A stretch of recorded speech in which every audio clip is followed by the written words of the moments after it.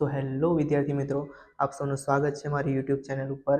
આજે આપણે ધોરણ 11 નામાના મૂળ તત્વો એકમ કસોટીનું પેપર સોલ્યુશન કરીશું. વિડીયો શરૂઆત કરતા પહેલાં જો તમે આ ચેનલ ઉપર નવા હોવ તો વિડીયોને સબસ્ક્રાઇબ કરી લેજો. ચલો તો આપણે શરૂઆત કરીએ વિભાગ એથી. વિભાગ એની અંદર શું કીધું છે? વિકલ્પો પસંદ કરીને ઉત્તર આપો. પહેલો ક્વેશ્ચન જો શું કીધું છે? ખાલી જગ્યા હિસાબો લખવાની પ્રાચીન પદ્ધતિ છે. પ્રાચીન એટલે કે જૂની પદ્ધતિ. તો કઈ પદ્ધતિ છે? દેશી નામાની પદ્ધતિ. સેકન્ડ ક્વેશ્ચન જો શું કીધું છે?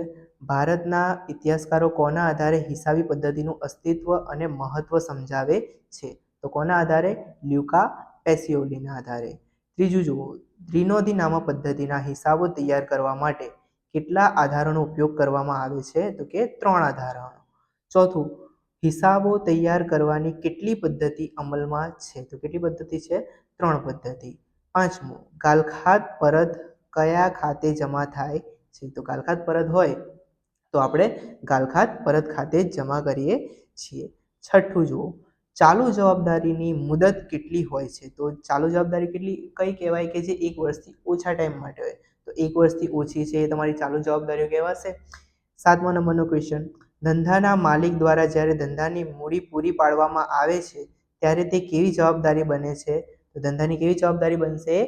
આંતરિક જવાબદારી. 8મું, ધંધાકીય વ્યવહારોના મુખ્ય કેટલા પ્રકાર છે? તો કેટલા પ્રકાર છે? 2 પ્રકારો છે. 9મું, કયા વ્યવહારોની નોંધ હિસાબી ચોપડામાં થતી નથી? તો કેવો વ્યવહાર હોય? બિન આર્થિક વ્યવહાર હોય તો એની નોંધ આપણે હિસાબી ચોપડામાં કરતા નથી. 10મું ક્વેશ્ચન, કયા વ્યવહારોથી લેણદારોને દેવાદારનો સંબંધ ઊભો થાય છે? જો આપણે વ્યવહાર ઉધાર કરીએ, જો ઉધાર વ્યવહાર હોય તો દેવાદાર લેણદારનો સંબંધ ઊભો થાય છે. 11મું, આર્થિક વ્યવહારોને કયું લક્ષણ લાગુ પડતું નથી? તો નાણાંના મૂલ્ય સિવાયના વ્યવહારોનું લક્ષણ લાગુ પડતું નથી. 12મું, બિન આર્થિક વ્યવહારોના કેટલા પ્રકારો હોય છે? બિન આર્થિક વ્યવહારોના કેટલા? એક પણ પ્રકાર હોતા નથી. એટલે શું લખીશું? ઉપરમાંથી એક પણ નહીં. 13મું, ખરીદ પરત કર્યા અંગેનો પુરાવો કયો છે? તમે ખરીદ પરત કર્યું હોય તો શું હોય તમારી જોડે? ઉધાર ચિઠ્ઠી. 14મું, ધંધામાં થયેલ વ્યવહારોનો લેખિત પુરાવો એટલે તો વાઉચરથી લેખિત પુરાવો તમને મળી રહે.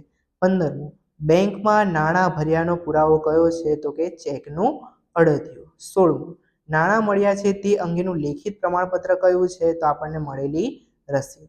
17મું, એક દેશ એક કર સૂત્રનો અમલનું વર્ષ ક્યારે આવ્યું હતું? જીએસટી આપણે 2017 ની અંદર. ક્વેશ્ચન નંબર 18, નીચેનામાંથી રાજ્ય સરકારનો કયો પરોક્ષ કર વસેક પહેલા હતો? તો કયો હતો? મૂલ્ય વૃદ્ધિ વેરો. 19મું, નીચેનામાંથી કેન્દ્ર સરકારનો કયો પરોક્ષ કર વસેક પહેલા ન હતો? તો કયો ન હતો? સેવા વેરો. રાજ્ય કેન્દ્ર શાસિત પ્રદેશની અંદર પૂર્તિ અંગે નીચેનામાંથી કયું સાચું છે? તો સીજીએસટી પ્લસ એસજીએસટી પ્લસ અથવા તો યુટીજીએસટી. હવે વિભાગ બી જોઈએ. વિભાગ બીમાં શું કીધું છે? એક એક વાક્યોમાં જવાબ લખો. એક એક વાક્યના જવાબ આપણે જોઈએ. ટોટલ 15 ક્વેશ્ચન છે, દરેકનો 1 ગુણ એ રીતે છે. હવે જો વિભાગ બી ની અંદર 15 ક્વેશ્ચન છે. 15 ના આપણે ક્વેશ્ચન પણ લખેલા છે અને આન્સર પણ છે. આપણે જોઈ લઈએ. સૌથી પહેલો ક્વેશ્ચન શું છે તમારે? પહેલો ક્વેશ્ચન કહ્યું છે કે સ્થિર નાણાં મૂલ્ય એટલે શું? તો ભૂતકાળમાં ખરીદવામાં આવેલ મિલકત એ જ કિંમતે પુનઃ સ્થાપના કરી શકતી હોય તેને સ્થિર નાણાં મૂલ્ય કહે છે. Question number 2. ક્વેશ્ચન નંબર 2 માં શું કહ્યું છે? હિસાબી માહિતીની ગુણાત્મક લાક્ષણિકતાઓ જણાવો. તો 4 લાક્ષણિકતાઓ છે: સમજક્ષમતા, સુસંગતપણું, વિશ્વસનીયતા અને તુલનાત્મકતા. ક્વેશ્ચન નંબર 3, AICPA નું પૂરું નામ જણાવો. તો AICPA નું પૂરું નામ શું છે? American institute certified by public account. Question number 4, બિન આર્થિક વ્યવહારનો અર્થ આપો. તો જે વ્યવહારને આપણે નાણાંમાં મૂલ્ય ન માપી શકીએ તેને કેવો વ્યવહાર કહેવાશે? બિન આર્થિક વ્યવહાર. 5મું, ₹200 નો માલ નમૂના તરીકે મફત મળ્યો. વ્યવહાર આર્થિક છે કે બિન આર્થિક જણાવો. બરાબર, મફતમાં માલ મળ્યો હોય તો વ્યવહાર કેવો કહેવાય? બિન આર્થિક કહેવાય.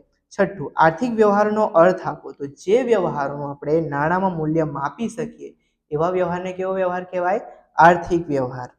જીએસટી નું પૂરું નામ તો goods and service tax A GST નું પૂરું નામ છે.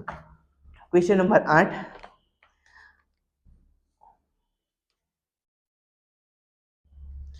શું કહે છે? આવક પૂરતી વસેક ક્યારે લાગુ પડે છે? તો ક્યારે લાગુ પડે છે? વસ્તુ અથવા સેવાઓ અથવા બંનેની ખરીદી હોય ત્યારે આવક પૂરતી વસેક લાગુ પડે છે. Question number 9. જાવક પૂરતી વસેક ક્યારે લાગુ પડે છે? તો વસ્તુઓ અથવા સેવાઓ અથવા બંનેનું વેચાણ હોય ત્યારે જાવક પૂરતી વસેક લાગુ પડે છે. જો વેચાણ હોય તો જાવક પૂરતી લાગુ પડે અને ખરીદી હોય તો આવક પૂરતી વસેક લાગુ પડે. Question number 10. વસ્તુઓ અને સેવાઓ અથવા બંનેના ખરીદ વેચાણ અંગે કયા શબ્દનો ઉપયોગ કરવામાં આવે છે? તો પૂરતી શબ્દ એટલે કે સપ્લાય શબ્દનો ઉપયોગ કરવામાં આવે છે. Question number 11. વસેક પરત જમા એટલે શું? ખરીદી પર ચૂકવવામાં આવેલ વસેક વેચાણ પર ચૂકવવા પાત્ર વસેકમાંથી બાદ મળે છે તેને વસેક પરત જમા કહે છે. Question number 12. વસેકના દરની ભલામણ કોના દ્વારા કરવામાં આવે છે? તો વસેકના દરની ભલામણ કાઉન્સિલ દ્વારા કરવામાં આવે છે. Question number 13. કયા પ્રકારના પૂર્તિ વ્યવહારમાં વસેક સરખે હિસ્સે વહેંચાય છે? તો જ્યારે એક રાજ્ય કે કેન્દ્ર શાસિત પ્રદેશની અંદર વસ્તુઓ અથવા સેવાઓ અથવા બંનેની પૂરી પાડેલ હોય ત્યારે આપણે શું કરીએ છીએ? વસેક સરખે હિસ્સે વહેંચીએ છીએ. આંતરરાજ્ય પૂર્તિ વ્યવહાર એટલે શું? તો જો પોતાના રાજ્ય કેન્દ્ર શાસિત પ્રદેશ સિવાયના રાજ્ય અથવા કેન્દ્ર શાસિત પ્રદેશ વચ્ચેનો પૂર્તિ વ્યવહાર એટલે કે આંતરરાજ્ય પૂર્તિ વ્યવહાર કહેવાય છે. Question number 15. જીએસટી કાઉન્સિલના અધ્યક્ષ તરીકે કોણ કામગીરી બજાવે છે? તો કેન્દ્રના નાણાં મંત્રી. અને અત્યારે કેન્દ્રના નાણાં મંત્રી કોણ છે? નિર્મલા સીતારમણ. ઓકે, હવે આપણે શરૂઆત કરી વિભાગ સી ની.